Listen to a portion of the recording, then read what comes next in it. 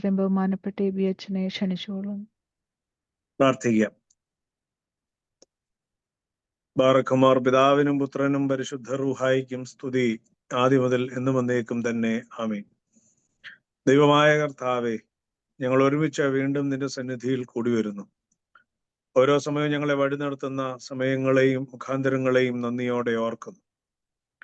2 or 3 പേർ എന്റെ നാമത്തിൽ ഇവിടെ കൂടുന്നു, അവരുടെ മധ്യേ ഞാൻ ഉണ്ടെന്ന് അരുളി ചെയ്ത ദൈവം അടിയങ്ങളുടെ മധ്യേ വസിക്കുന്നു എന്ന് ഞങ്ങൾ അറിയുന്നു.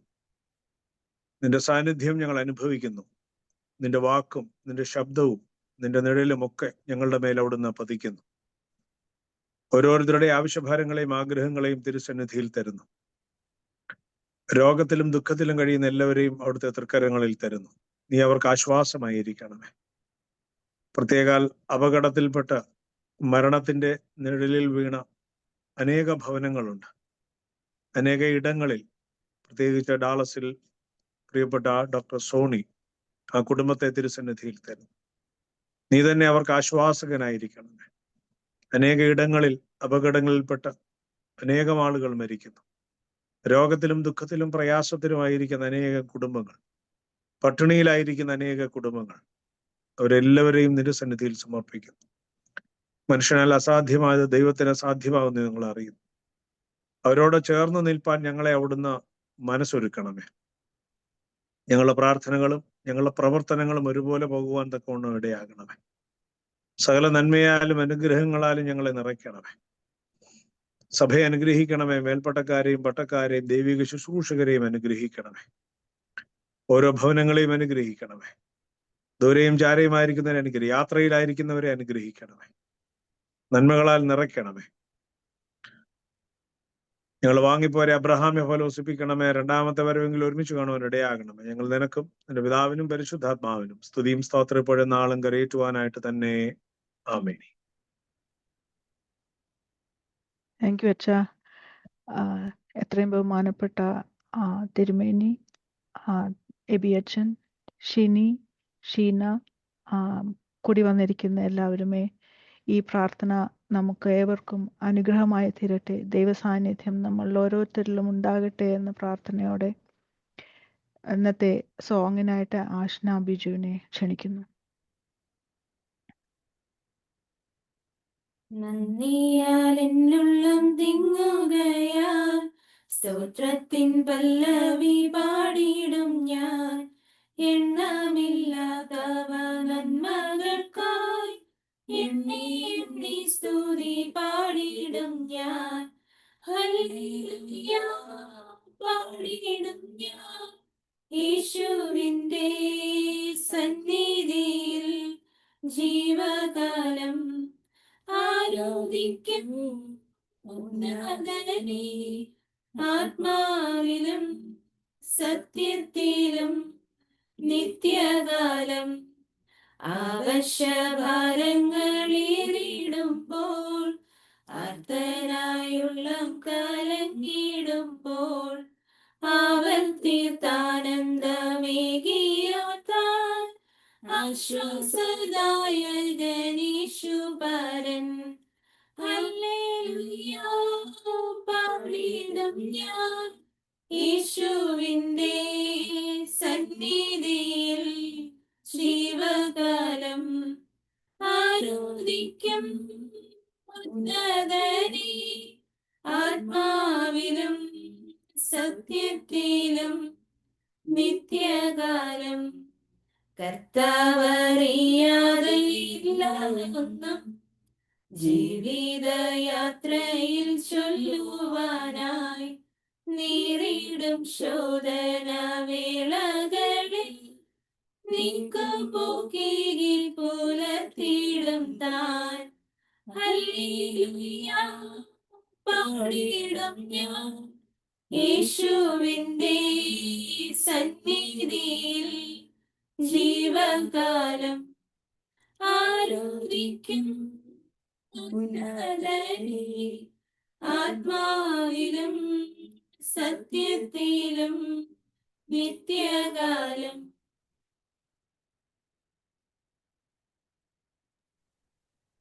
Thank you Saint Paul's Chattanooga. അവരൊരു ചെറിയ കോൺഗ്രിഗേഷനാണ്.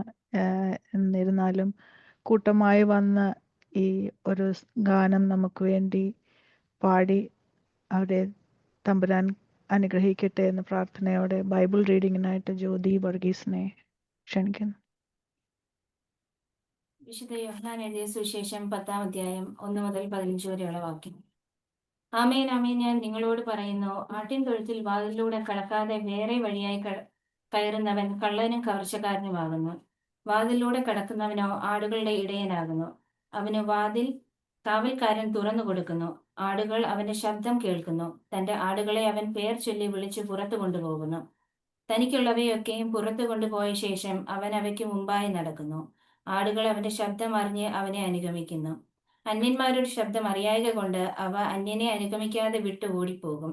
ഈ സാദൃശ്യം യേശു അവരോട് പറഞ്ഞു. എന്നാൽ തങ്ങളോട് പറഞ്ഞത് ഇന്നത് എന്ന് അവർ ഗ്രഹിച്ചില്ല. യേശു പിന്നെയും അവരോട് പറഞ്ഞത്, ആമേൻ ആമേൻ, ഞാൻ നിങ്ങളോട് പറയുന്നു, ആടുകളുടെ വാതിൽ ഞാനാകുന്നു. എനിക്ക് മുമ്പേ വന്നവനൊക്കെയും കള്ളന്മാരും കവർച്ചക്കാരും അത്രേ. ആടുകളോ അവരുടെ വാക്ക് കേട്ടില്ല. ഞാൻ വാതിലാകുന്നു. എന്നിലൂടെ കടക്കുന്നവൻ രക്ഷപ്പെടും. അവൻ അകത്ത് വരികയും പുറത്തു പോവുകയും വീട്ടിൽ കണ്ടെത്തുകയും ചെയ്യും. മോഷ്ടിപ്പാനും മറുപ്പാനും മുടിപ്പാനും അല്ലാതെ കള്ളൻ വരുന്നില്ല. അവർക്ക് ജീവൻ ഉണ്ടാകുവാനും സമൃദ്ധിയായിട്ടുണ്ടാകുവാനും അത്രേ ഞാൻ വന്നിരിക്കുന്നത്. ഞാൻ നല്ല ഇടയനാകുന്നു. നല്ല ഇടയൻ ആടുകൾക്ക് വേണ്ടി തന്റെ ജീവനെ കൊടുക്കുന്നു. ഇടയനും ആടുകളുടെ ഉടമസ്ഥനുമല്ലാത്ത കൂലിക്കാരൻ ചെന്നായി വരുന്നത് കണ്ട് ആടുകളെ വിട്ട് ഓടിക്കളയുന്നു. ചെന്നായി അവയെ പിടിക്കുകയും ചിന്നിച്ചു കളയുകയും ചെയ്യുന്നു.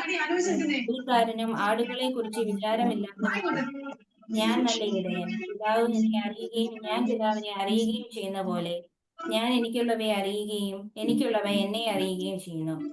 ആടുകൾക്ക് വേണ്ടി ഞാൻ എന്റെ ജീവനെ കൊടുക്കുന്നു. ബാറയ്ക്കുമോർ. I have a request. Please mute yourself.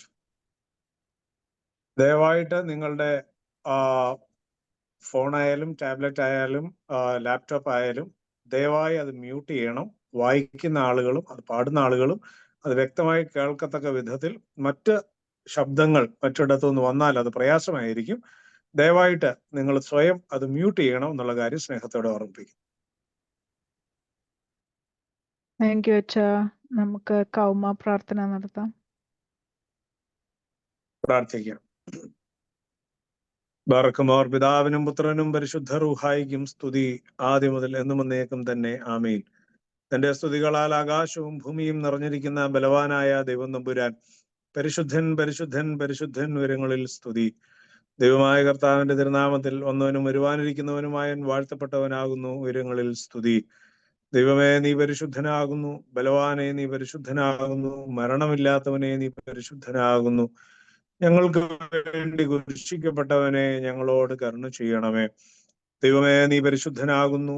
ബലവാനെ, നീ പരിശുദ്ധനാകുന്നു. മരണമില്ലാത്തവനെ, നീ പരിശുദ്ധനാകുന്നു. ഞങ്ങൾക്ക് വേണ്ടി കുരിശിക്കപ്പെട്ടവനെ, ഞങ്ങളോട് കരുണ ചെയ്യണമേ. ദൈവമേ, നീ പരിശുദ്ധനാകുന്നു. ബലവാനെ, നീ പരിശുദ്ധനാകുന്നു. മരണമില്ലാത്തവനെ, നീ പരിശുദ്ധനാകുന്നു. ഞങ്ങൾക്ക് വേണ്ടി കുരിശിക്കപ്പെട്ടവനെ, ഞങ്ങളോട് കരുണ ചെയ്യണമേ. ഞങ്ങളുടെ കർത്താവേ, ഞങ്ങളോട് കരുണ ചെയ്യണമേ. ഞങ്ങളുടെ കർത്താവേ, കൃപയുണ്ടായി ഞങ്ങളോട് കരുണ ചെയ്യണമേ. ഞങ്ങളുടെ കർത്താവേ, ഞങ്ങളുടെ നമസ്കാരവും ശുശ്രൂഷയും കൈക്കൊണ്ട് ഞങ്ങളോട് കരുണ ചെയ്യണമേ. ദൈവമേ, നിനക്ക് സ്തുതി. സ്രഷ്ടാവേ, നിനക്ക് സ്തുതി. പാപികളായ ഞങ്ങളുടെ ആരോട് കരുണ ചെയ്യുന്ന മിശിഹ രാജാവേ, നിനക്ക് സ്തുതി. ബാർക്കുമോർ. സ്വർഗസ്ഥനായ ഞങ്ങളുടെ പിതാവേ, നിന്റെ തിരുനാമം പരിശുദ്ധമാക്കപ്പെടണമേ. നിന്റെ രാജ്യം വരണമേ. നിന്റെ തിരുവിഷ്ടം സ്വർഗത്തിലെ പോലെ ഭൂമിയിലും ആകണമേ. ഞങ്ങൾക്ക് ആവശ്യമുള്ള അപ്പോൾ ഞങ്ങൾക്ക് നൽകണമേ. ഞങ്ങളുടെ കടക്കാരോട് ഞങ്ങൾ ക്ഷമിച്ചതുപോലെ ഞങ്ങളുടെ കടങ്ങളും പാപങ്ങളും ഞങ്ങളോട് ക്ഷമിക്കണമേ. പരീക്ഷയിലേക്ക് ഞങ്ങളെ പ്രവേശിപ്പിക്കരുതേ, പിന്നെയോ ദുഷ്ടൻ ഞങ്ങളെ രക്ഷിച്ചു കൊള്ളണമേ. എന്തുകൊണ്ടെന്നാൽ രാജ്യവും ശക്തിയും മഹത്വവും നീക്ക് നിനക്കുള്ളതാകുന്നു. ആമീൻ. കൃപ നിറഞ്ഞ മറിയമേ, നിനക്ക് സമാധാനം. നമ്മുടെ കർത്താവ് നിന്നോട് കൂടെ. സ്ത്രീകളിൽ വാഴ്ത്തപ്പെട്ടവൾ നീയാകുന്നു. അതിന്റെ ഗർഭഫലമായി നമ്മുടെ കർത്താവ് യേശു മിശിഹാ വാഴ്ത്തപ്പെട്ടവനാകുന്നു. ശുദ്ധമുള്ള കന്യകവർക്ക് മറിയമേ, തമ്പുരാന്റെ അമ്മേ, പാപികളായ ഞങ്ങൾക്ക് വേണ്ടി ഇപ്പോഴെപ്പോഴും ഞങ്ങളുടെ മരണസമയത്തും ദൈവം തമ്പുരാനോട് അപേക്ഷിച്ചു കൊള്ളണമേ. ആമീൻ. എന്റെ കർത്താവെ, നിന്നിൽ ആശ്രയിപ്പാനും നിന്നിൽ അഭയം പ്രാപിപ്പാനും നിന്നെ വിളിപ്പാനും ഏറെ വേദനകൾക്ക് വൈദ്യനും എന്റെ കുറ്റങ്ങൾക്ക് പരിഹാരവും നിന്നോട് യാചിപ്പാനും എന്നെ യോഗ്യനാക്കണമേ. എന്റെ കർത്താവെ, നിന്റെ കൽപ്പനകളെ ആചരിപ്പാനും അതിനാൽ ഞാൻ കാത്തുകൊള്ളപ്പെടുവാനും നിന്റെ ദയയിൽ ആശ്രയിപ്പാനും എന്നെ യോഗ്യനാക്കണമേ. അനീതികളിൽ നിന്ന് അകന്നും തിന്മകളിൽ നിന്ന് ഒഴിഞ്ഞും ഈ ലോകത്തിൽ ജീവിപ്പാൻ എനിക്ക് കൃപയരുളണമേ. എന്റെ കർത്താവേ, ലോകത്തിന്റെ സമാധാനത്തിന് മനുഷ്യർക്കുള്ളതായ നല്ല അവസാനം എനിക്ക് നൽകണമേ. മുഖപ്രസാദവും സകല മനുഷ്യരും സ്തുതിക്കത്തക്കതായ പ്രവൃത്തികളും ഇവിടെ വെച്ച് സമ്പാദിപ്പാൻ എനിക്ക് കൃപ നൽകണമേ. ആ ലോകത്തിൽ നിന്റെ ഭയങ്കര സിംഹാസനത്തിൽ മുമ്പാകെ പ്രസാദവും എനിക്ക് നൽകണമേ. സന്തോഷങ്ങളുടെ മണവറയിലെ സൗഭാഗ്യങ്ങളുടെ ആനന്ദത്തിനും എന്നെ യോഗ്യനാക്കണമേ. പഴയ നിയമകാലത്തും പുതിയ നിയമകാലത്തുമുള്ള സകല പുണ്യവാന്മാരുടെയും ജയം ധരിച്ചോളും വിശുദ്ധന്മാരുടെ നാഥയുമായ ദൈവമാതാവാകുന്ന പരിശുദ്ധ കന്യമറിയാം അമ്മയുടെ പ്രാർത്ഥനയാൽ തന്നെ. ആമീൻ. താങ്ക് യു അച്ഛാ.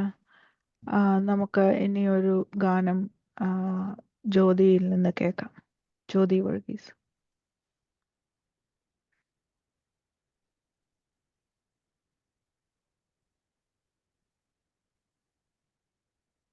ജ്യോതി. കർത്താവിൻ സന്തോഷം അവനൻ ബലം, പാരിനിൽ പാർക്കും നാളവനൻ ബലം. അവനെന്റെ സങ്കേതം, വിശ്രാമം നാൾ തോറും അവനെന്റെ സർവഭൂമി. അവനെന്റെ സങ്കേതം, വിശ്രാമം നാൾ തോറും അവനെന്റെ സർവഭൂമി. പലനാൾ കരുതി ഞാനേകനെന്ന് എന്നോട് ചൊല്ലി, ലോകാന്ത്യത്തോളവും കൂടെയിരിക്കുന്നു നിന്നോട് കൂടെയുണ്ട്. ലോകാന്ത്യത്തോളവും കൂടെയിരിക്കുന്നു നിന്നോട് കൂടെയുണ്ട്. ബലഹീനനെന്നു ഞാൻ കരുതിയ നാൾ എന്നോട് ചൊല്ലി, ശക്തനാക്കുന്നവൻ ബലം പകരുന്നു നിന്നോട് കൂടെയുണ്ട്. ശക്തനാക്കുന്നവൻ ബലം പകരുന്നു നിന്നോട് കൂടെയുണ്ട്. സ്നേഹിതരില്ലെന്നു കരുതിയ നാൾ എന്നോട് ചൊല്ലി, നിത്യമാം സ്നേഹത്താൽ നിന്നെ സ്നേഹിക്കുന്നു നിന്നോട് കൂടെയുണ്ട്. നിത്യമാം സ്നേഹത്താൽ നിന്നെ സ്നേഹിക്കുന്നു നിന്നോട് കൂടെയുണ്ട്. അസാധ്യമെന്നു ഞാൻ കരുതിയ നാൾ എന്നോട് ചൊല്ലി, മനുഷ്യരാൽ അസാധ്യം സാധ്യമാക്കുന്നവൻ നിന്നോട് കൂടെയുണ്ട്. മനുഷ്യരാൽ അസാധ്യം സാധ്യമാക്കുന്നവൻ നിന്നോട് കൂടെയുണ്ട്. നിന്നീതരെന്നു ഞാൻ കരുതിയ നാൾ എന്നോട് ചൊല്ലി, ക്ഷീണിച്ചു പോകേണ്ട നിന്നെ മാനിക്കുന്നു നിന്നോട് കൂടെയുണ്ട്. ക്ഷീണിച്ചു പോകേണ്ട നിന്നെ മാനിക്കുന്നു നിന്നോട് കൂടെയുണ്ട്. കർത്താവിൻ സന്തോഷം അവനൻ ബലം, പാരിതിൽ പാർക്കും നാളവനൻ ബലം. അവനെന്റെ സങ്കേതം, വിശ്രമം നാൾ തോറും അവനെന്റെ സർവഭൂമി. അവനെന്റെ സങ്കേതം, വിശ്രമം നാൾ തോറും അവനെന്റെ സർവഭൂമി.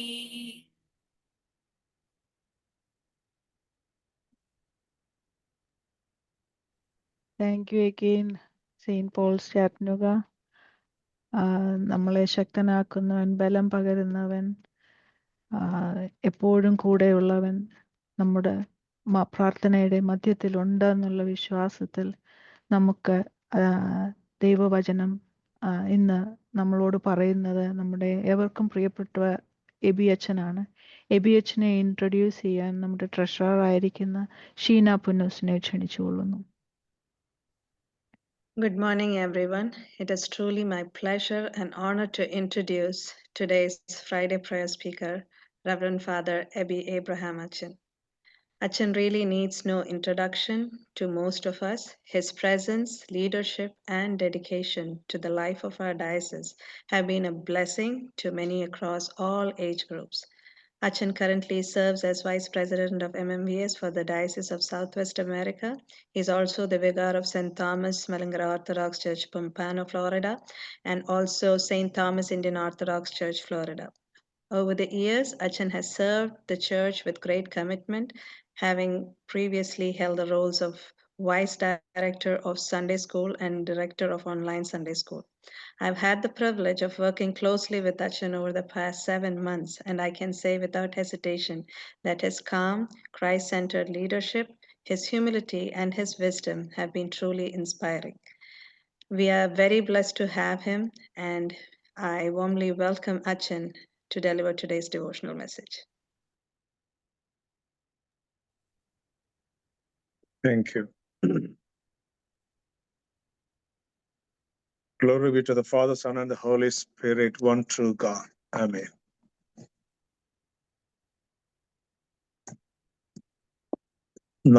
നാട്ടിൽ ജീവിക്കുന്ന ആളുകൾക്ക്, ജീവിച്ചിട്ടുള്ള ആളുകൾക്ക് അറിയാം, നമ്മൾ എവിടെങ്കിലും യാത്ര ചെയ്യണമെങ്കിൽ ഏറ്റവും സ്പീഡിൽ പോകുന്ന നല്ല ബസ്സിൽ പോകാനാണ് എല്ലാവരും ആഗ്രഹിക്കുന്നത്. അതിനുവേണ്ടിയാണ് നമ്മൾ ബസ് സ്റ്റോപ്പിൽ പോയി നിൽക്കുന്നത്. ഏറ്റവും നല്ല ബസ് വരണം, ഏറ്റവും സ്പീഡിൽ പോകുന്ന ബസ് വരണം എന്നുള്ള ആഗ്രഹം നമ്മുടെ മനസ്സിലുണ്ട്. പക്ഷെ കിട്ടുന്നത് ഓർഡിനറി ആയിരിക്കും. ചിലപ്പോൾ രണ്ടായാലും ഡെസ്റ്റിനേഷൻ ഒന്നാണ്. ഞാൻ പറയാൻ കാരണം, എല്ലാ ആഴ്ചയിലും നല്ല നല്ല പ്രസംഗകരെ നമ്മളിങ്ങനെ ക്ഷണിച്ചുകൊണ്ട് പോകും. നിങ്ങളിങ്ങനെ പ്രതീക്ഷിക്കുന്നത് നല്ലൊരു പ്രസംഗകനെയാണ്. അപ്പോൾ വിചാരിക്കും, ഇതെന്നും കാണുന്ന ആളിനെ പിന്നെയും കാണുന്നില്ല. നിവൃത്തികേട് കൊണ്ട് ഇന്ന് പ്രിയപ്പെട്ട ബിന്നി അച്ഛൻ നമുക്ക് ഏറ്റെങ്കിലും അച്ഛൻ ഇന്ന് കാനഡയിൽ പോകേണ്ട അത്യാവശ്യം വന്നു. അപ്പൊ അതുകൊണ്ട് അച്ഛൻ വിളിച്ചു പറഞ്ഞു. മറ്റാരെയും നമുക്ക് പെട്ടെന്ന് കിട്ടാനായിട്ട് ഇല്ലാത്തത് കൊണ്ട് നമ്മള് കിടന്ന ഒരു സ്റ്റെപ്പിനെ എടുത്ത് അങ്ങോട്ട് ഇട്ടെന്നുള്ളതേ ഉള്ളൂ. എന്തായാലും വണ്ടി മുമ്പോട്ട് ഓടുക, ഇരിക്കുന്ന ആളുകൾ സുരക്ഷിതമായി നമുക്ക് എത്തേണ്ട സ്ഥലത്ത് എത്തുക എന്നുള്ളത് മാത്രമേ ഉള്ളൂ. ഇന്ന് വായിച്ച ഒരു വേദഭാഗം ഇടയനെ സംബന്ധിച്ച, വിശുദ്ധ യോഹന്നാന്റെ സുവിശേഷം നമ്മൾ വായിച്ചപ്പോ ഇടയനെ സംബന്ധിച്ചാ വായിച്ചത്. നമ്മൾ ഇംഗ്ലീഷിൽ അതിനെ ഷെപ്പേർഡ് എന്നാണ് പറയുക. 2 വാക്കുണ്ട് അതിനകത്ത്. ഷീപ്പുണ്ട്, ഹേർഡ് ഉണ്ട്. എന്ന് പറഞ്ഞാൽ ഒരുമിച്ച് ആട്ടിൻകൂട്ടത്തെ നയിക്കുന്ന ഒരാൾ എന്ന് നമ്മൾ പറയും, shepherd. St. John chapter 10 verse 11, Christ is assuring us a word. I am the good shepherd. The good shepherd gives his life to his sheep. ഞാൻ നല്ല ഇടയനാകുന്നു, നല്ല ഇടയൻ ആടുകൾക്ക് വേണ്ടി തന്റെ ജീവനെ കൊടുക്കുന്നു. ഇടയൻ എന്നുള്ള വാക്ക് പലപ്പോഴും നമ്മൾ തെറ്റിദ്ധരിക്കുക എന്നുള്ളതല്ല, അതിന്റെ വില കുറച്ച് കാണുക, സർക്കംഫറൻസും റേഡിയസും ഒക്കെ കുറച്ച് കാണുന്ന ആളുകളാണ് നമ്മൾ. എന്ന് പറഞ്ഞാൽ എന്താ? ആരാ ഇടയൻ? അത് പള്ളിയിലെ അച്ഛൻ ഇടയനാണ്, തിരുവേനി ഇടയനാണ്. അങ്ങനെയുള്ള ആളുകളൊക്കെ ഇടയന്മാരാണ്. ഞങ്ങളൊക്കെ ആടുകൾ. നമ്മൾ അങ്ങനെയാ ധരിക്കുന്നത്. ഒരു പരിധിവരെ അത് ശരിയാണ്.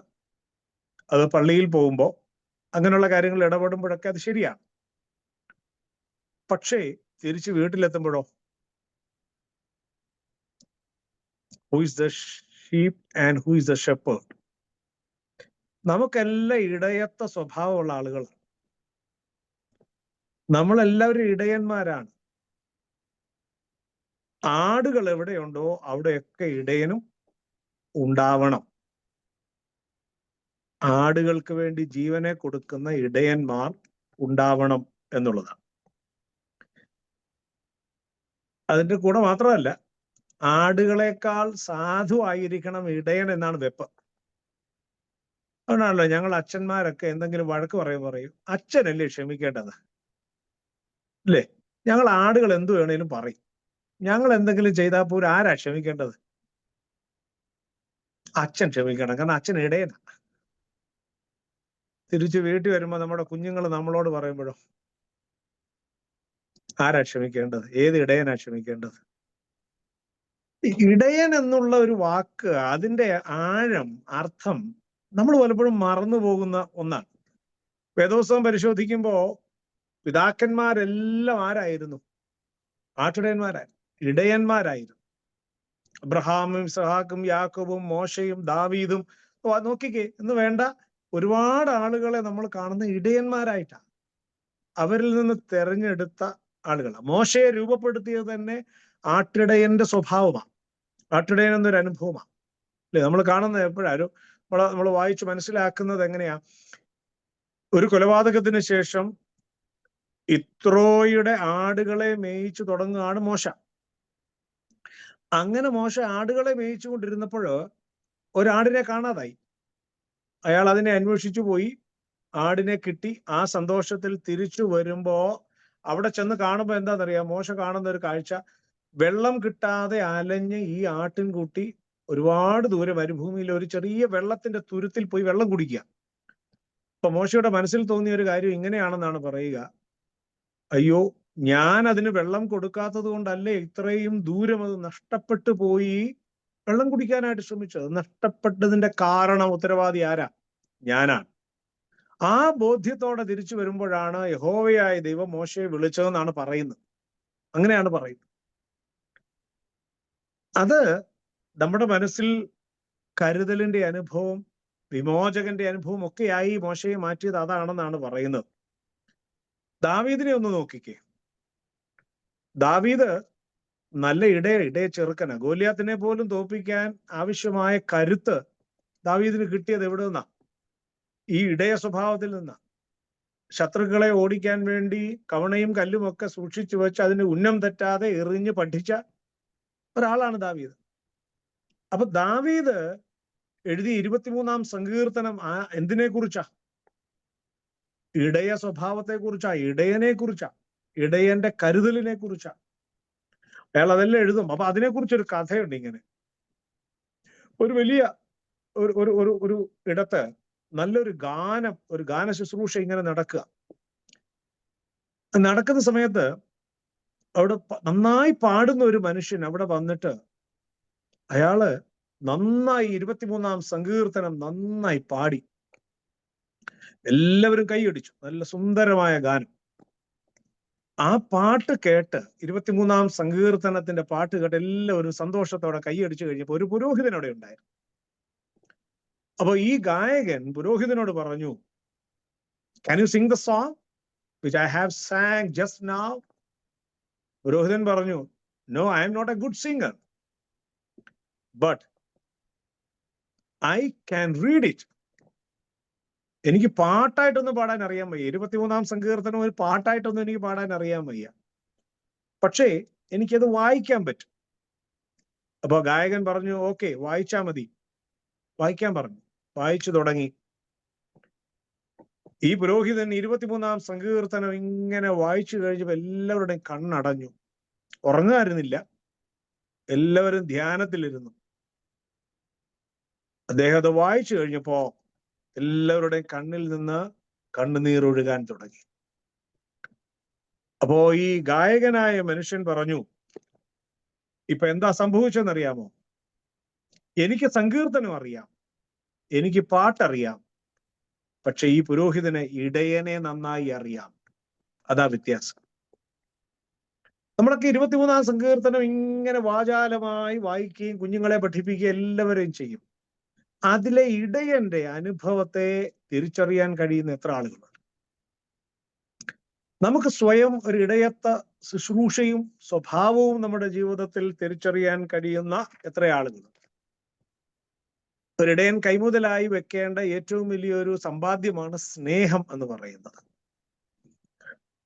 ആ സ്നേഹം നഷ്ടപ്പെടുന്നിടത്ത് ഇടയത്വം നഷ്ടപ്പെടും. അതുകൊണ്ടാണ് നഷ്ടപ്പെട്ട പത്രോസിനെ, ശീമോൻ പത്രോസിനെ കർത്താവ് തിരിച്ചു വിളിക്കുമ്പോ ഒറ്റ ചോദ്യമേ ചോദിക്കുന്നുള്ളൂ. 3 പ്രാവശ്യം ചോദിക്കുന്നുണ്ടെങ്കിലും ഒറ്റ ചോദ്യം ചോദിക്കുന്നുള്ളൂ: ഇവരധികമായി നീ എന്നെ സ്നേഹിക്കുന്നുണ്ടോ? നിന്നെ ഞാൻ ഇടയനായി സ്വഭാവത്തിൽ കുളിപ്പിച്ചെടുത്ത് നിന്നെ ഇടയനായി വിട്ട ആളാ. നീ നഷ്ടപ്പെടുത്തിയത്. എന്നിട്ട് ചോദിക്കുന്നുണ്ട്, നീ ഇവരിൽ അധികമായി നീ എന്നെ സ്നേഹിക്കുന്നുണ്ടോ? ഒന്നാമത്തെ ചോദ്യം, രണ്ടാമത്തെ ചോദ്യം, മൂന്നാമത്തെ ചോദ്യം. ഈ 3 ചോദ്യങ്ങളുടെയും പ്രത്യേകത എന്താണെന്നറിയാമോ? ഒന്നാമത്തെ ചോദ്യം അദ്ദേഹത്തെ ഒന്ന് അലോസരപ്പെടുത്തുന്നുണ്ട്. രണ്ടാമത്തേത് അല്പം ക്ഷുഭിതനാക്കുന്നുണ്ട്. മൂന്നാമത്തെ ചോദ്യത്തിന് അദ്ദേഹം കണ്ണുനീരൊഴുക്കുന്നുണ്ട്. ഒരിടയൻ യഥാർത്ഥ ഇടയന്റെ സ്വഭാവത്തിലേക്ക് വരികയും അത് മനസ്സിലാക്കുകയും തിരിച്ചറിയുകയും ചെയ്യുമ്പോഴാണ്, മുമ്പ് പറഞ്ഞതുപോലെ ആ പുരോഹിതൻ അത് വായിച്ച സമയത്ത് കണ്ണിൽ നിന്ന് കണ്ണുനീർ വന്നു എന്ന് പറയുന്നത് അതിന്റെ അർത്ഥം എന്താ? അതിനെ ധ്യാനിച്ചു, അത് ശരിയായ ഇടയനെ കണ്ടെത്തി എന്നുള്ള അനുഭവമാണ്. പക്ഷെ ഇന്നത്തെ ഇടയ സ്വഭാവത്തിന്റെ ഒരു പ്രശ്നം എന്താണെന്നറിയാം? ഇന്ന് നല്ല ഇടയന്മാരില്ല, കൂലിക്കാർ മാത്രമേ ഉള്ളൂ. അന്തിക്ക് കിട്ടുന്ന കൂലിയെ കുറിച്ചാണ് എല്ലാവരും ചിന്തിക്കുന്നത്. അതാണ് ഇപ്പൊ ഷീമോനിൽ നിന്ന് പത്രോസിലേക്കുള്ള ദൂരം. അതാ നമ്മൾ പലപ്പോഴും വായിച്ചിട്ടുണ്ട്. ഷീമോനായിരുന്ന സമയത്ത് നീ എന്നെ അനുഗമിക്കാന്ന് പറഞ്ഞപ്പോ ഷീമോൻ ചോദിച്ചൊരു ചോദ്യമുണ്ട്, ഞാൻ നിന്റെ കൂടെ വരാം, എനിക്ക് എന്ത് കിട്ടും? ഷീമോൻ ചോദിച്ച ചോദ്യം. ഷീമോനിൽ നിന്ന് പത്രോസിലേക്ക് വന്നപ്പോ പത്രോസ് ലേഖനം എഴുതിയപ്പോ എല്ലാവരോടും പറഞ്ഞു, പണ്ട് ഞാൻ ഇങ്ങനെ ചോദിച്ചവനാ, എനിക്ക് എന്ത് കിട്ടുമെന്ന് ചോദിച്ചവനാ. ഇപ്പൊ ഞാൻ നിങ്ങളോട് പറയുന്നു, അവൻ നിങ്ങൾക്കായി കരുതുന്നതാകിയാൽ സകല ചിന്താകുലവും അവന്റെ മേൽ ഇട്ടുകൊള്ളുവീൻ. അതൊരു വലിയ സാക്ഷ്യമാണ്. അതാണ് ഷീമോനിൽ നിന്ന് പത്രോസിലേക്കുള്ള ദൂരം. ആ ദൂരം എത്രയുണ്ട്? നമ്മൾ അതിനോട് അടുത്തിട്ടുണ്ടോ? ആ ദൂരം എത്രയുണ്ടെന്ന് തിരിച്ചറിയുക എന്നുള്ളതാണ് നമ്മുടെ ജീവിതയാത്രയുടെ ഏറ്റവും വലിയ അനുഭവം. അതുകൊണ്ട് ഈ അന്തിക്ക് കിട്ടുന്ന കൂലിക്ക് വേണ്ടി മാത്രം ആടിനെ നോക്കുന്ന ആളുകൾക്ക് ആടിനോട് വലിയ സ്നേഹം ഉണ്ടാവുകയില്ല. അതുകൊണ്ടാണ് പറയുന്നത്, അമ്മമാരായാലും അപ്പന്മാരായാലും മക്കളോട് ഒരിക്കലും കണക്ക് പറയരുത്. ജീവിതത്തെക്കുറിച്ച് കണക്ക് പറയരുത്. നമ്മൾ തമാശയ്ക്ക് നമ്മളവിടെ പലപ്പോഴും പറയുന്നൊരു കാര്യം, ഞാൻ പല പ്രാവശ്യം പറഞ്ഞിട്ടുള്ള കാര്യം, നൊന്ത് പ്രസവിച്ച കഥയും 10 മാസം ചുമന്ന കഥയും ഹോർലിക്സ് വാങ്ങിച്ചു കൊടുത്ത കഥയും ഒക്കെ ഈ രാവിലെയും വൈകിട്ടും കണക്ക് പറഞ്ഞിട്ട് ഒരു കാര്യമില്ല. അതൊക്കെ കണക്ക് പറച്ചില്ല. സ്നേഹത്തിനും കരുതലിനും ഒന്നും ഒരു കണക്ക് പറച്ചിലില്ല. 3 വാക്കുകൾ വളരെ പ്രധാനമായും നമ്മുടെ ജീവിതത്തിൽ ഓർത്തിരിക്കേണ്ട 3 കാര്യങ്ങളുണ്ട്. ഒരു ഇടയ സ്വഭാവത്തിൽ ലഭിക്കുന്ന 3 കാര്യങ്ങളുണ്ട്. ഒന്ന് കാവലാണ്, ഒന്ന് കരുതലാണ്, ഒന്ന് കരുണയാണ്. ഈ 3 അനുഭവങ്ങളും ഒരു ഇടയൻ ഇല്ലെങ്കിൽ അയാൾക്ക് യഥാർത്ഥ ഇടയനായി ജീവിക്കാനുള്ള അവകാശമില്ല. ഈ 3 കാര്യങ്ങൾ നമ്മുടെ ജീവിതത്തിൽ ഓർത്തിരിക്കും. ഒന്ന് കരുതൽ, മറ്റൊന്ന് കാവൽ, മറ്റൊന്ന് കരുണ. ഇത് 3 നമ്മുടെ ജീവിതത്തിൽ ഉണ്ടാവണം. ഈ 3 അനുഭവങ്ങളിലൂടെയും അല്ലാതെ ഒരു ഇടയന് ഒന്ന് പോകാൻ സാധ്യമല്ല. ഇടയൻ യഥാർത്ഥത്തിൽ ഈ 3ന്റെയും അനുഭവമുള്ള ആളാണ്. ഈ 3 അനുഭവങ്ങളിൽ ഒരുമിച്ച് പോകുന്ന ആളാണ്. എന്താ കരുതൽ എന്ന് പറഞ്ഞാൽ? മറ്റൊരാളെ കരുതുക എന്ന് പറഞ്ഞാൽ എന്താ? നമ്മൾ പണ്ടൊക്കെ കേട്ടിട്ടുണ്ടല്ലോ, നിങ്ങൾ എത്ര പേര് അനുഭവിച്ചിട്ടുണ്ടെന്ന് എനിക്ക് അറിയാൻ പാടില്ല.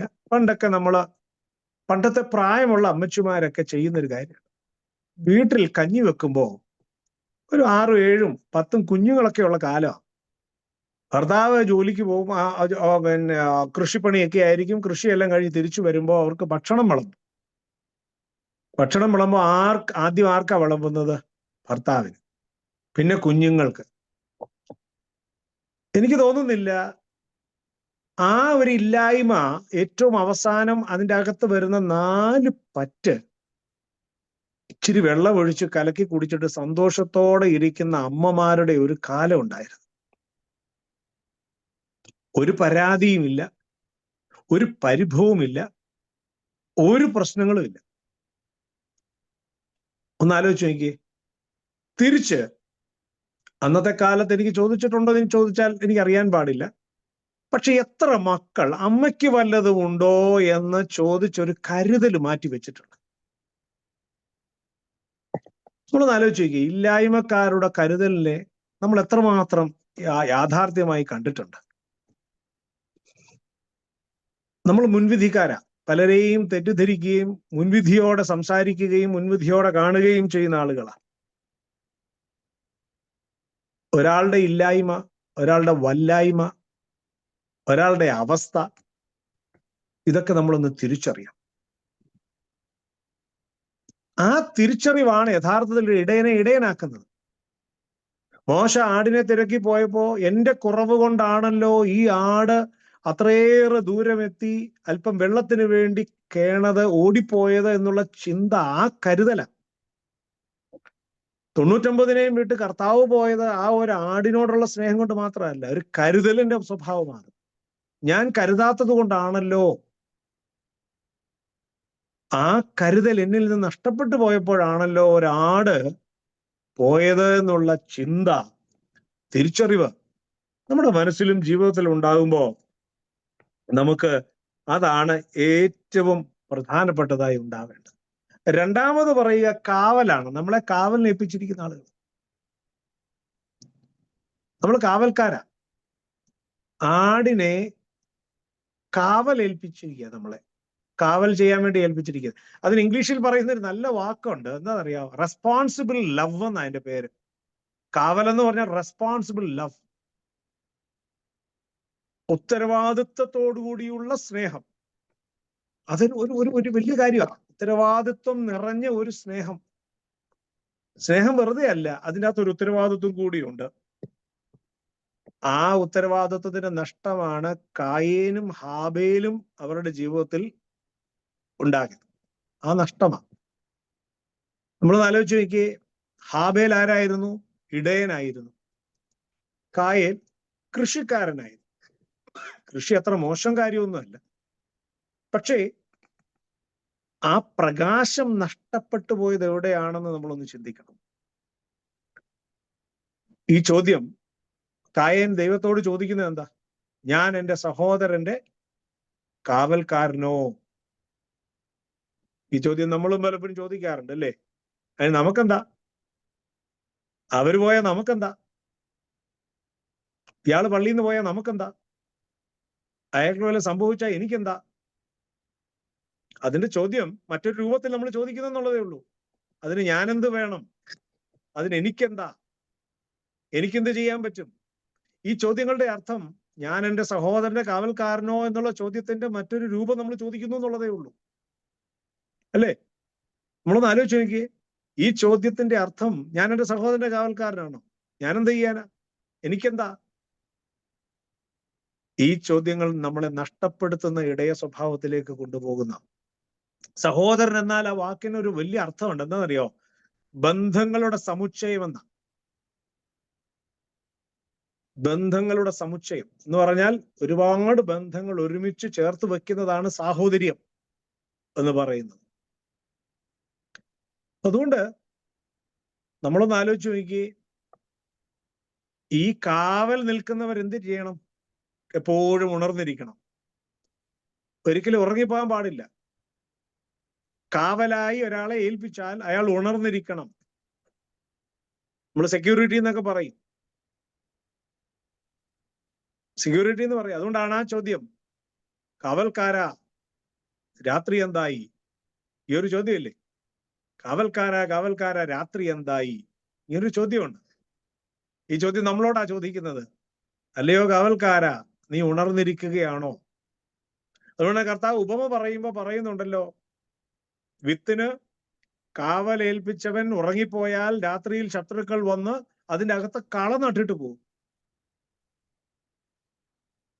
അതുകൊണ്ട് നമ്മുടെ ഈ കൃഷിഭൂമിയിൽ വിത്ത് വിതയ്ക്കുന്നിടത്ത്, നല്ല വിത്തുകൾ വിതച്ചിരിക്കുന്നിടത്ത് കള നടാനുള്ള അവസരം കാവൽക്കാരായ നമ്മൾ അവർക്ക് കൊടുക്കാതിരിക്കുക.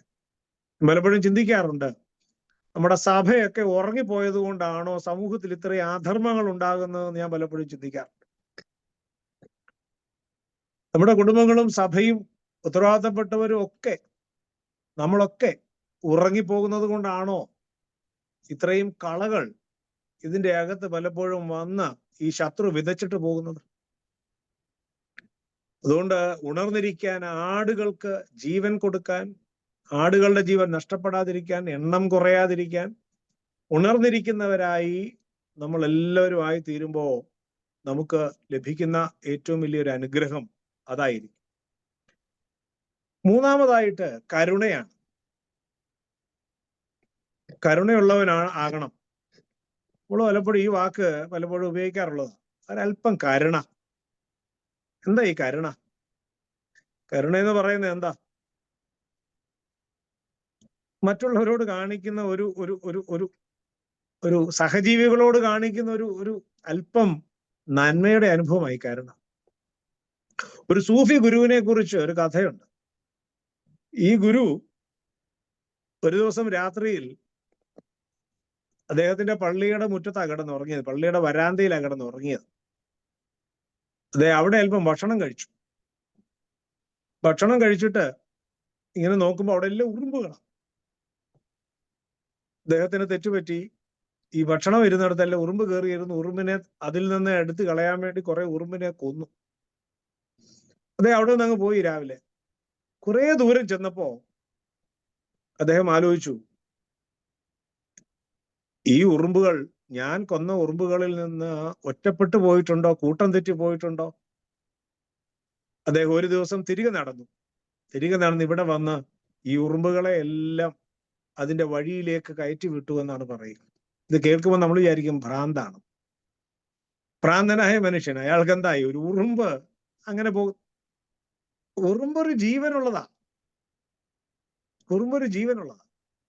ഇതേ അനുഭവം അങ്ങനെ അതിനോട് കരുണ തോന്നുന്നവർക്കേ മനുഷ്യനോട് തോന്നാനുള്ള ഒരു അനുഭവം ഉള്ളൂ. ആടുകളോടും തോന്നാനുള്ളൂ. ഹിറ്റ്ലറിനെ കുറിച്ച് നമ്മൾ കേട്ടിട്ടുണ്ട്. ഹിറ്റ്ലർ ഈ ആളുകളെ ഇങ്ങനെ കൊന്നു മുമ്പോട്ട് പോയപ്പോ ഒരു ദിവസം ഒരാൾ ചോദിച്ചു, നിങ്ങൾ എന്താ ഇങ്ങനെയായി പോയത്? ചോദിച്ചപ്പോ അയാൾ പറഞ്ഞു, എനിക്ക് മനുഷ്യനെ കൊല്ലുന്നതിൽ ഒരു പ്രയാസവും ഇല്ല, ഒരു ബുദ്ധിമുട്ടില്ല. എന്താന്ന് ചോദിച്ചപ്പോ പറഞ്ഞു, എൻ്റെ രണ്ടാനമ്മ എൻ്റെ ചെറുപ്പത്തിൽ എന്നെ പഠിപ്പിച്ചൊരു കാര്യമുണ്ട്. എന്താണെന്നറിയോ? വിളക്ക് വെച്ചിട്ട് ഈയലുകളെ പിടിച്ചിട്ട് ഈ വിളക്കിന്റെ തീയിൽ ഇങ്ങനെ കൊന്നു കളയുന്ന ഒരു വിനോദം ഉണ്ടായിരുന്നു. എന്നെ പഠിപ്പിച്ചത് അതാ. ആദ്യകാലങ്ങളിൽ എന്നെ പഠിപ്പിച്ചതാ. അവിടെ നഷ്ടപ്പെട്ടതാണ് എൻ്റെ കരുണ. ഹിറ്റ്ലറിന്റെ ജീവചരിത്രത്തിൽ പറയുന്ന ഒരു കാര്യമാണ്. നമ്മൾ നമ്മുടെ കുഞ്ഞുങ്ങൾക്ക് പകർന്നു കൊടുക്കാവുന്ന ഏറ്റവും വലിയ അനുഭവമാണ് കരുണ. മറ്റുള്ളവരോട് സ്നേഹമായി കരുണയോടെ പെരുമാറാൻ. അല്ലെങ്കിൽ ഒരിക്കലും നമ്മുടെ മക്കൾ നമുക്ക് കാവലാവുകയില്ല. നമ്മുടെ മക്കൾ നമുക്ക് കാവലാകണമെന്നാണ് നമ്മുടെയൊക്കെ ആഗ്രഹം, അല്ലേ? നമ്മളൊക്കെ വിചാരിക്കുന്നത് അങ്ങനെയാ. നമ്മുടെ മക്കൾ നമുക്ക് എന്തുകൊണ്ടാ ആവാത്തത്? ഈ കാവലിന്റെ അനുഭവം നമ്മളവരെ പഠിപ്പിച്ചിട്ടില്ല. ഈ കരുതലിന്റെ അനുഭവം നമ്മളവരെ പഠിപ്പിച്ചിട്ടില്ല. ഈ കരുണയുടെ സ്വഭാവവും അനുഭവവും അവരെ നമ്മൾ പഠിപ്പിച്ചിട്ടില്ല. നല്ല ഇടയത്ത സ്വഭാവത്തിലേക്ക് അവരെ കൊണ്ടുവരാൻ നമ്മൾ ശ്രമിച്ചിട്ടുണ്ടോ? അവരെയൊക്കെ നമ്മൾ ഇന്നറിയാലോ, സെൽഫിയുടെ ലോകമാണ്. സെൽഫി, അല്ലേ? നമ്മൾ സെൽഫി എടുക്കുക. എല്ലാവരും സെൽഫി എടുക്കുക. എന്താ സെൽഫി? സ്വയം പ്രൊജക്ട് ചെയ്യാനുള്ള സാധനമാണ് സെൽഫി. നമ്മളെ തന്നെ സ്വയം പ്രൊജക്ട് ചെയ്യാനുള്ള സാധനമാണ് സെൽഫി, അല്ലേ? ഇത് എടുക്കുന്ന ആളിനെയാണ് ഏറ്റവും പ്രൊജക്ട് ചെയ്യുന്നത്. ബാക്കിയുള്ള ആളുകളൊക്കെ പുറയില്ല.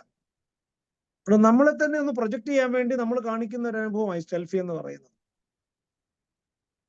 സെൽഫിഷിന്റെ മറ്റൊരു ഭാഗമാണ്, ഡെറിവേറ്റീവായി. സെൽഫിഷ് ആകുന്നതിന്റെ മറ്റൊരു ഡെറിവേറ്റീവായി സെൽഫി. ഞാൻ എന്റേത് വേണം മുഴച്ചു നിൽക്കാൻ. അറിഞ്ഞുകൊണ്ടല്ല, പക്ഷെ അത് അങ്ങനെയാ സംഭവിക്കുന്നത്. അതുകൊണ്ട് സ്വയം എന്ന അനുഭവത്തിൽ നിന്ന് മറ്റുള്ളവരിലേക്കൊന്ന് ചേരാനുള്ള ഒരു ഇടയത്ത സ്വഭാവം നമ്മൾ ഒന്ന് കാണിച്ചു കൊടുത്താൽ അത് അങ്ങനെയാണ് വരുന്നത്. അതുകൊണ്ട് ഈ 3 അനുഭവങ്ങളുള്ള ആളിനെയാണ് ഇടയനെന്ന് വിളിക്കുന്നത്. ഈ 3 അനുഭവങ്ങളും കൂടിച്ചേരുന്നത് ആരാണോ അയാളാണ് യഥാർത്ഥ ഇടയൻ. അതുകൊണ്ടാണ് യേശു തമ്പുരാൻ പറഞ്ഞത്, ഈ 3 അനുഭവങ്ങളും നമുക്ക് വേണ്ടി ജീവൻ ബലിയർപ്പിച്ച് നമുക്ക് വേണ്ടി കാവൽ നിന്ന് നമ്മളോട് കരുണ ചെയ്തവനാണ് പറഞ്ഞത്, ഞാൻ നല്ല ഇടയനാകുന്നു എന്ന് സ്വയം പറയാനുള്ള ഒരു ആർജവം കർത്താവ് നമുക്ക് കാണിച്ചു തന്നത് അതുകൊണ്ടാണ്. അതുകൊണ്ട് ആ സ്വയം പറയുന്ന അനുഭവം നമുക്ക് കാണിച്ചു കൊടുക്കാൻ പറ്റുന്നെങ്കിൽ അതൊരനുഭവമാണ്. ഹെഡ്ഗർ എന്ന് പറയുന്ന ഒരാള്, ഹൈഡ്ഗർ, അദ്ദേഹം പറയുന്നുണ്ട്. അദ്ദേഹം ഇങ്ങനെയാണ് പറയുന്നത്, ജീവിതത്തോട് ഒരാൾ പുലർത്തുന്ന സമീപനത്തിന്റെ പേരാണ് ഇടയൻ. ജീവിതത്തോട് ഒരാൾ പുലർത്തുന്ന സമീപനത്തിന് പറയുന്ന പേരാണ് ഇടയൻ എന്ന് പറയും. അതിന്റെ വിപരീത അർത്ഥം എന്താണെന്നറിയാം? ഡോമിനോസ് എന്ന്. അതിന്റെ വിപരീത അർത്ഥം ഡോമിനോസ്. നമുക്കറിയാം ഡോമിനോസ് പിസ്സയൊക്കെ അറിയാം പേരൊക്കെ. എന്താ ഡോമിനോസ് എന്ന് പറഞ്ഞാൽ? To dominate on others, on other things. മറ്റുള്ളവരുടെ മുകളിൽ ഡോമിനേറ്റ് ചെയ്യാനുള്ള അനുഭവം.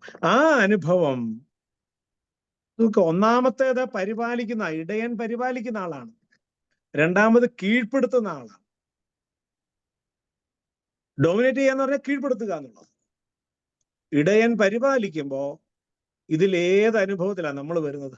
ഈ ലോകത്തെ മുഴുവൻ കീഴ്പ്പെടുത്താനാണ് നമ്മൾ നടക്കുന്നത്, അല്ലേ? ഈ ലോകത്തെ മുഴുവൻ കാൽ കീഴിലാക്കാനാണ് നമ്മൾ നടക്കുന്നത്. ഇടയൻ അങ്ങനെയല്ല.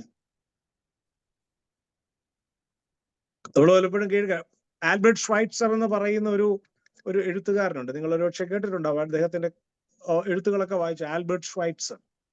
അദ്ദേഹം സ്കൂളിൽ പഠിക്കുമ്പോൾ കുഞ്ഞുങ്ങൾ തമ്മിൽ അങ്ങോട്ടും ഇങ്ങോട്ടും വഴക്കുണ്ടാകും. അങ്ങനെ വഴക്കുണ്ടായിക്കൊണ്ടിരിക്കുന്ന സമയത്ത് ഒരു ആരോഗ്യമുള്ള ഒരാൾ ഇങ്ങോട്ട് വന്ന് ആൽബർട്ട് ഷ്വൈറ്റ്സറിനെ മലർത്തി അടിച്ച് താഴെയിട്ട് അയാളെ നെഞ്ചിൽ കയറിയിരുന്നു. എന്നിട്ട് കുറെ കഴിഞ്ഞപ്പോ ശാന്തമായപ്പോ കൂടെ ഉണ്ടായിരുന്ന കുഞ്ഞുങ്ങൾ ആൽബർട്ട് ഷ്വൈറ്റ്സറിനോട് ചോദിച്ചു, നിനക്ക് എന്ത് തോന്നുന്നു എന്ന് ചോദിച്ചപ്പോ പറഞ്ഞു, അവൻ 1 മാസം കഴിക്കുന്ന ആഹാരം എനിക്ക് 1 നേരം ഉണ്ടായിരുന്നെങ്കിൽ ഞാൻ ഒന്ന് പിടിച്ചു നിന്നേനെ. നമ്മൾ കീഴ്പ്പെടുത്തുന്നത് ആരെയാ? ദുർബലരെയാണ് നമ്മൾ കീഴ്പ്പെടുത്തുന്നത്. ആ ദുർബലരെ കീഴ്പ്പെടുത്തുകയല്ല വേണ്ടത്, അവരെ പരിപാലിക്കുക വേണ്ടത്. അവർക്ക് കാവലാകണം, കരുണയാകണം, അവരോട് ചേർന്ന് നിൽക്കാൻ നമുക്ക് കഴിയണം. അതുകൊണ്ട് നല്ല ഇടയന്മാരായി, ഇടയ സ്വഭാവമുള്ള, ഇടയ ശുശ്രൂഷയുള്ള, അതിനുവേണ്ടിയാണ് നമ്മളെ വിളിച്ചിരിക്കുന്നത്. അതുകൊണ്ട് നമുക്ക് പറയാൻ കഴിയണം, ഞാൻ നല്ല ഇടയനാകുന്നു എന്ന് നമുക്ക് സ്വയം പറയാൻ എപ്പോൾ കഴിയുന്നുവോ അപ്പോഴാണ് നമ്മുടെ വിളി പൂർത്തീകരിക്കപ്പെടുന്നത്. നമ്മളെ പൂർത്തീകരിക്കുന്ന ആ വിളി, ആ അനുഭവം നമ്മുടെ ജീവിതത്തിൽ നമ്മളെ തന്നെ ദൈവസന്നിധിയിൽ പൂർണ്ണതയുള്ള ഇടയന്മാരായി തീർക്കാൻ നമുക്ക് ഇടയാവണം. ആ ഇടയ സ്വഭാവം നമ്മളെ ബലപ്പെടുത്താൻ സഹായിക്കട്ടെ എന്ന് പ്രാർത്ഥിക്കുന്നു.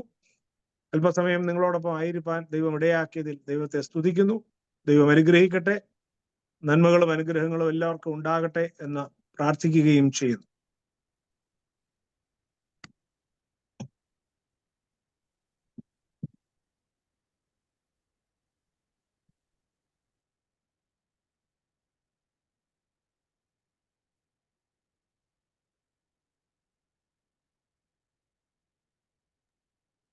ലിനി മ്യൂട്ടാന്ന് തോന്നുന്നു.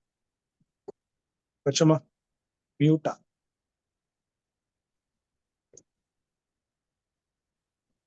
കൊച്ചമ്മ മ്യൂട്ടാണ്.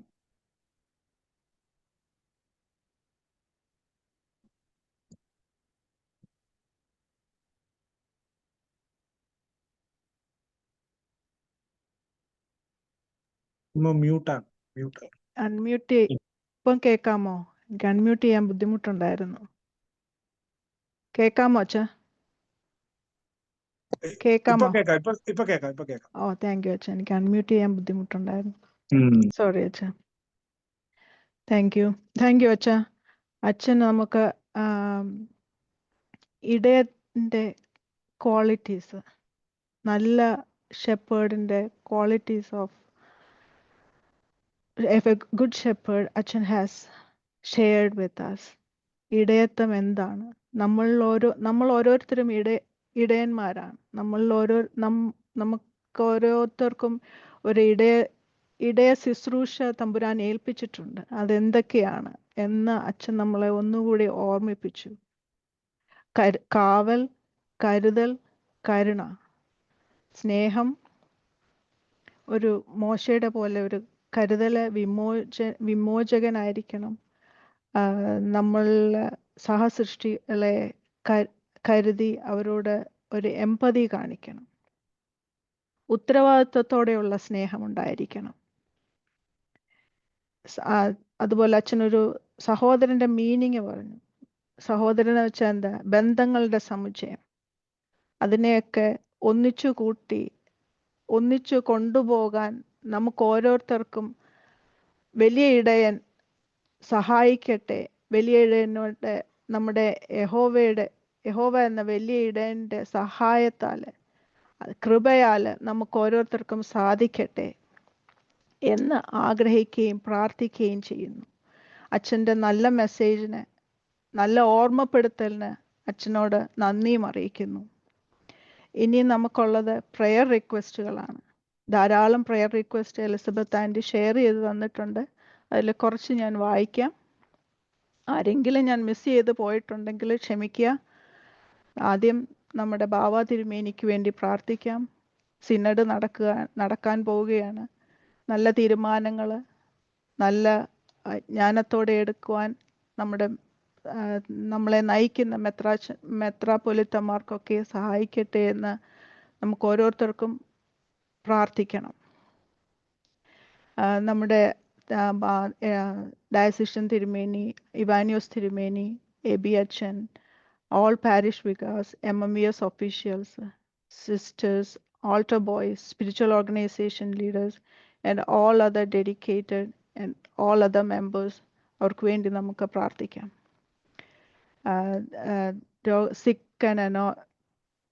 സിക്കായിട്ട് കിടക്കുന്ന അച്ഛന്മാർക്ക്, പൈങ്ങോലിൽ അച്ഛൻ, VC വർഗീസ് അച്ഛൻ, and so many others, and the caregivers and medical team for them, Eliama, Shanu, Arun, Remani, Asha, Lissy, Sam, Ben, Shoji, and മൂന്ന് ആൻമാരുണ്ട്, Elizabeth, so many others name hasn't mentioned. സിക്കായിട്ടിരിക്കുന്നവർക്ക് വേണ്ടി പ്രാർത്ഥിക്കാം. ജനറേഷന് വേണ്ടി പ്രാർത്ഥിക്കാം. Elizabeth, Albert, Joel, Lawrence, Hannah, Caroline, Ethan, Mathew, Rohan and others. Thanking for Evelyn, Matthew and Joel, Georgie. കുഞ്ഞുങ്ങൾക്ക് വേണ്ടി Jincy, Shweta, Shalini, Shruti, Sharon, Susie, Sonia. പാർട്ട്നേഴ്സിനെ ആഗ്രഹിക്കുന്ന പാർട്ട്നേഴ്സിന് വേണ്ടി പ്രാർത്ഥിക്കാം. Tara, Kshema, Minnu, Maria, Tina, Nicole, Bindu, Vineetha, Varun and all others. Church reconstruction നടക്കുന്ന എല്ലാ ചർച്ചുകളെയും തമ്പുരാൻ്റെ മുന്നിൽ സമർപ്പിക്കാം. സ്പെഷ്യൽ ബ്ലെസ്സിങ്സ് ആഗ്രഹിക്കുന്ന നിഷ, ഷീജ, ശോഭ, കുടുംബസമാധാനം, family, Girija, Joseph, Alex. Special prayers Lydia, എക്സാമിന് വേണ്ടി ഒരുങ്ങുന്ന ലിഡിയ ആൻഡ് ലിൻഡു കൊച്ചമ്മ. നമ്മൾ ഇന്ന് വാങ്ങിപ്പോയ departed Abraham, Susamma and Ammini, doctor Sony Mathew. അവരുടെ കുടുംബങ്ങൾക്ക് വേണ്ടിയും പ്രാർത്ഥിക്കാം. വേർപാടിൻ്റെ വേദനയിൽ കൂടി കടന്നു പോകുന്ന ഓരോ കുടുംബങ്ങളെയും തമ്പുരാൻ്റെ മുമ്പിൽ സമർപ്പിക്കുന്നു. ബർത്ത്ഡേ ആയിരിക്കുന്ന Jolly Jose, Renu, Marykutty and any other you have with you. General reminder, എല്ലാവരെയും തമ്പുരാൻ്റെ മുമ്പിൽ സമർപ്പിച്ചുകൊണ്ട്, നമ്മൾ ഓരോരുത്തരെയും തമ്പുരാൻ്റെ മുമ്പിൽ സമർപ്പിച്ചുകൊണ്ട് ജോളി ഏബ്രഹാമിനെ ഈ പ്രാർത്ഥനയ്ക്കായിട്ട് ക്ഷണിച്ചുകൊള്ളുന്നു.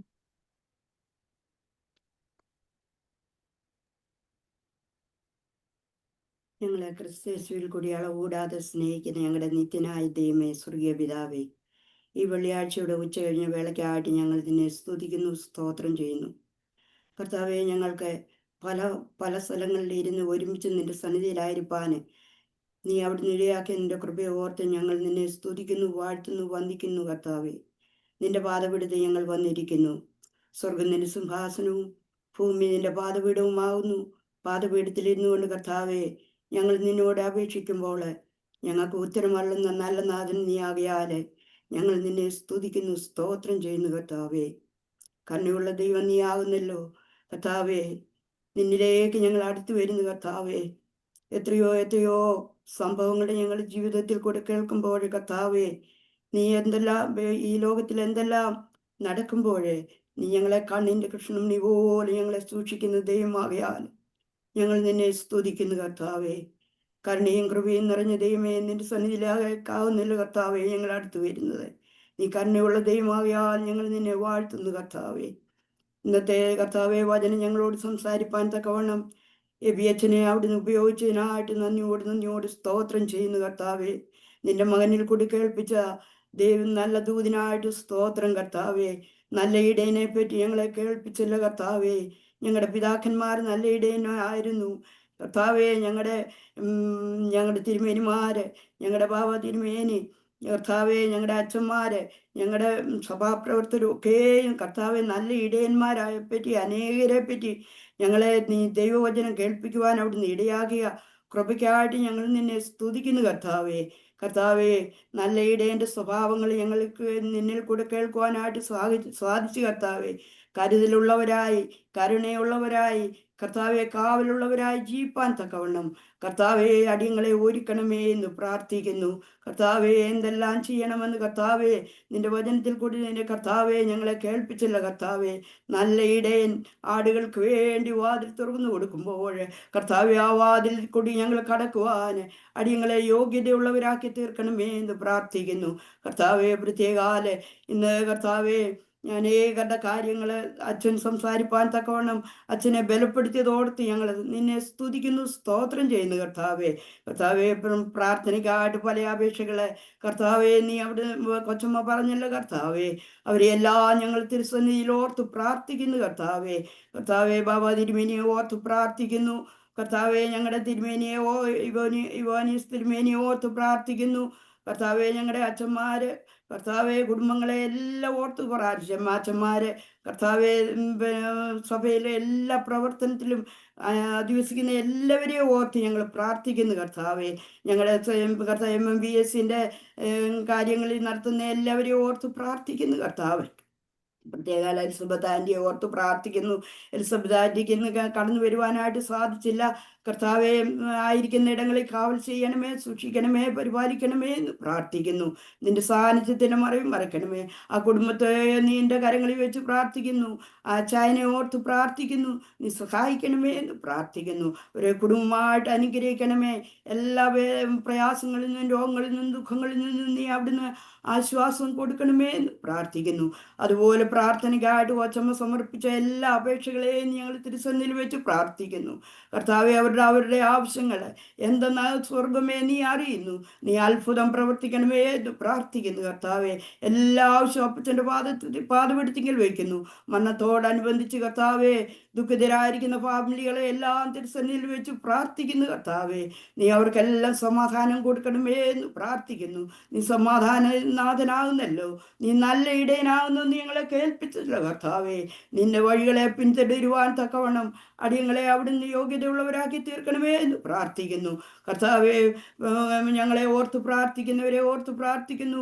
ഞങ്ങൾ ഓർത്ത് പ്രാർത്ഥിപ്പാൻ പെട്ടവരെ എല്ലാം ഞങ്ങൾ ഓർത്ത് പ്രാർത്ഥിക്കുന്നു. അല്പമായും അധികമായിട്ട് ഞങ്ങളെ സ്നേഹിക്കുകയും സഹായിക്കുകയും ചെയ്യുന്ന എല്ലാവരെയും ഞങ്ങൾ ഓർത്ത് പ്രാർത്ഥിക്കുന്നു കർത്താവെ. ഞങ്ങളുടെ ഇടവകയെ ഓർത്ത് പ്രാർത്ഥിക്കുന്നു കർത്താവെ. ഇടവകയിലെ മെമ്പേഴ്സിനെ ഓർത്ത് പ്രാർത്ഥിക്കുന്നു കർത്താവെ. ഞങ്ങളുടെ സഭയെ ഓർത്ത് പ്രാർത്ഥിക്കുന്നു കർത്താവെ. സഭയെ നയിക്കുന്ന എല്ലാവരെയും അവിടുന്ന് വാഴ്ത്തണമേ, അനുഗ്രഹിക്കണമേ. അവരുടെ ആവശ്യങ്ങളിൽ കൂടിയിരിക്കണമേ. നന്മകളാൽ എല്ലാവരെയും നിറയ്ക്കണമേ എന്ന് പ്രാർത്ഥിക്കുന്നു.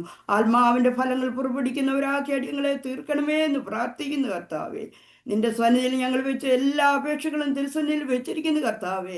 നീ അവിടെ ഞങ്ങളുടെ പ്രാർത്ഥന കേട്ട് ഞങ്ങൾക്ക് മറുപടി നൽകണമേ എന്ന് പ്രാർത്ഥിക്കുന്നു.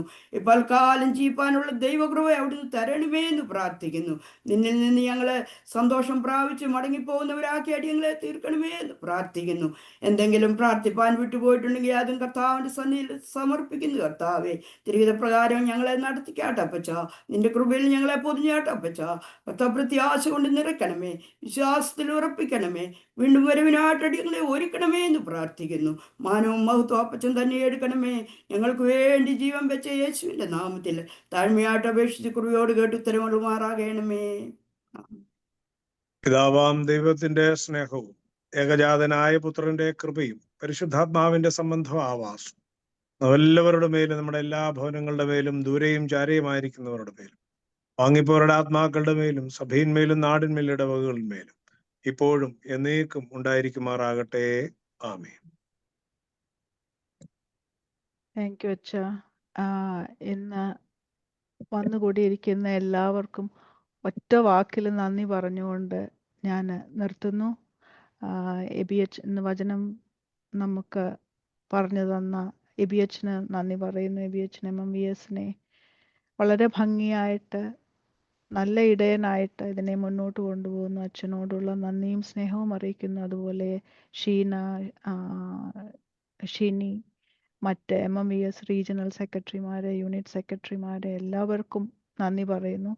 ഇന്ന് ബൈബിൾ റീഡ് ചെയ്ത റെനി, ആഷ്ന, ആ, ജ്യോതി, സെയിൻറ്റ് പോൾസ് ചാറ്റ്നുഗ ടീം, അതുപോലെ ജോളി, ഏബ്രഹാം, എല്ലാവർക്കും വന്ന് ഈ പ്രാർത്ഥനയിൽ വന്ന് അനുഗ്രഹം പ്രാപിച്ചവർക്കും ഇതിനാഗ്രഹിച്ചിട്ട് വരാൻ പറ്റാത്തവർക്കും എല്ലാവർക്കുമുള്ള നന്ദിയും സ്നേഹവും അറിയിച്ചുകൊണ്ട് ഞാൻ നിർത്തുന്നു.